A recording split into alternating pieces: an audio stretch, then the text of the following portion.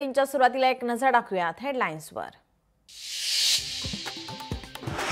राज्य मंत्रिमंडळाची आज बैठक। मराठा आंदोलन आणि गणेशोत्सवाच्या पार्श्वभूमीवर बैठक होणार।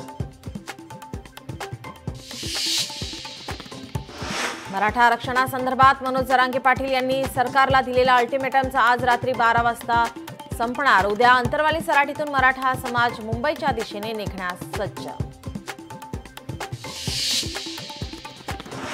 मुख्यमंत्र्यांविरोधात शिवराळ भाषा वापरणाऱ्या जरांगेंना महाराष्ट्र कधी माफ करणार नाही। भाजपचा संताप। तर आपण आक्षेपार्ह भाषा वापरली नाही, जरांगेंचं स्पष्टीकरण।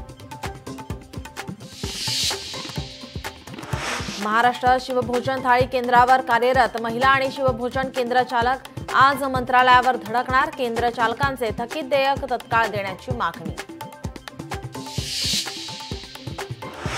भाजपाचे नवनिर्वाचित मुंबई अध्यक्ष अमित साटम आज स्वीकारणार पदभार। भाजपाच्या दादरमधील वसंत स्मृती कार्यालयात स्वीकारला जाणार पदभार।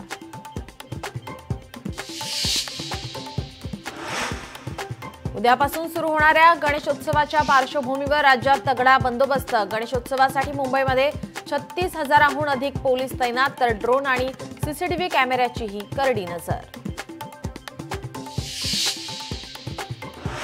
लालबागच्या राजासाठी कडक सुरक्षा व्यवस्था। राजाच्या बंदोबस्तासाठी तब्बल 8,000 पेक्षा जास्त पोलीस तैनात, तर राजाभोवती AI सुरक्षा कवचही सज्ज।